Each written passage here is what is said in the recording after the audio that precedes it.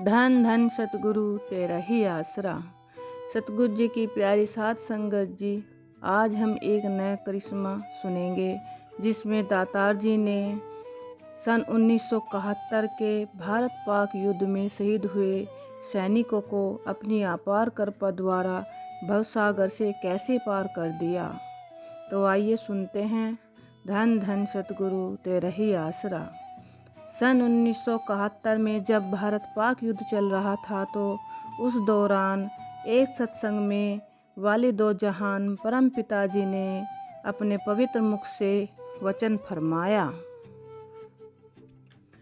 इस जंग में अपनी ड्यूटी निभाते हुए देश की सीमाओं की रक्षा करते हुए जिन फौजी जवानों ने अपनी कुर्बानी दी है, उन सबको भवसागर से पार कराना है, परंतु उन्हें कोई आगे नहीं जाने देता।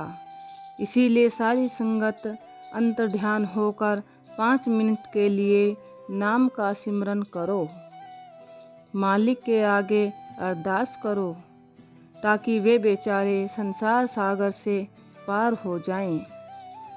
अपने परम पूजनीय सतगुरु जी के पवित्र मुख से ये वचन सुनकर प्रेमी को अत्यंत प्रसन्नता हुई, क्योंकि कुछ दिन पहले उसने मालिक की भक्ति करते हुए नाम जपते समय जो कुछ भी अपने अंतर मन के द्वारा देखा था, जिसे वह तब तक एक सौपन मात्र ही समझता था, उस दिन सर्व सामर्थ्य सतगुरु जी ने उसे सत्संग में ज्यों का त्यों प्रत्यक्ष दिखा दिया।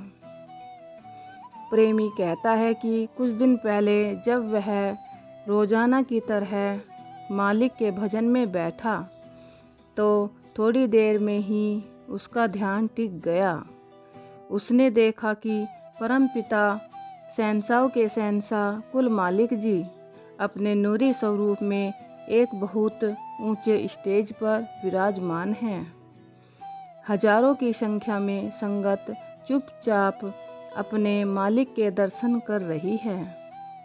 परम पिताजी सत्संग कर रहे हैं। सत्संग के दौरान दयालु सतगुरु जी ने फरमाया, प्यारी साध संगत जी, इस जंग में सन 1971 के युद्ध में जो फौजी जवान शहीद हो गए हैं, उन्हें भवसागर से पार लगाना है। अपना फर्ज निभाते हुए उन्होंने अपनी कुर्बानी दी है, उन्हें कोई आगे नहीं जाने देता। इस प्रकार परम पिताजी ने सारी संगत से सिमरन तथा अरदास करवाकर स्वयं उन्हें पार लगाया।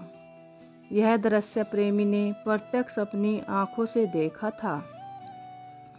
साध संगत का तो बहाना ही था, कुल मालिक परम पिताजी स्वयं सर्व सामर्थ हैं, फिर भी साध संगत ने अपने पूज्य सतगुरु जी के हुक्म अनुसार अपनी आंखें बंद करके अरदास तथा सिमरन करना शुरू कर दिया।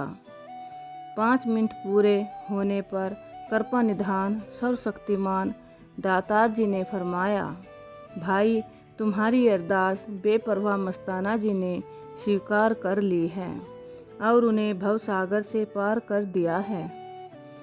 जे को कहे मैं संत को चीना, तुलसी हाथ कान पे दीना। संत सतगुरु की गति को समझना अति असंभव है। वे स्वयं खुद खुदा ईश्वर, दो जहानों के रचनहार, सर्व सामर्थ, सर्वशक्तिमान तथा दया के भंडार हैं। संतों के भेद को कोई नहीं जान सकता जब तक कि वे स्वयं प्रकट न करें, और न ही अक्सर कभी ऐसा होता ही है। हाँ, यह बात अलग है कि जब संत महात्मा अपनी मौज में हो तो एक पल में कुछ भी कर सकते हैं, उन्हें सब अधिकार है, वे स्वयं मालिक हैं, परंतु इसके साथ ही तुरंत देखने सुनने वालों की बुद्धि पर ऐसा पर्दा डाल देते हैं कि जीव उन्हें केवल इंसान ही समझने लगता है। कुल मालिक परम पिताजी ने अपनी उन रूहों को भी अपनी रहमत के द्वारा भवसागर से पार कर दिया जो दुनिया की निगाह में अदृश्य थी।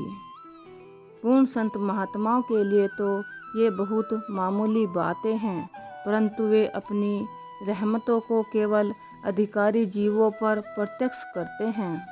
मालिक के ऐसे अद्भुत खेलों को, जिन्हें आम लोग चमत्कार, जादू या अन्य कोई नाम देते हैं, सत्संगी प्रेमी उन्हें अपने सतगुरु की रहमत अथवा सतगुरु के परमार्थी करिश्मे कहकर अपने हृदय से लगाते हैं, अपने सतगुरु जी की महिमा करते हैं। श्री हजूर सच्चे पातशाह जी अपने एक शब्द में भी फरमाते हैं, साढ़े पापियाँ दे करम उठाए जी, दिता जन्म मरण है मुकाए जी, तेरी महिमा है अपरंपार जी, जो साड़ी सुन ले दाता पुकार जी।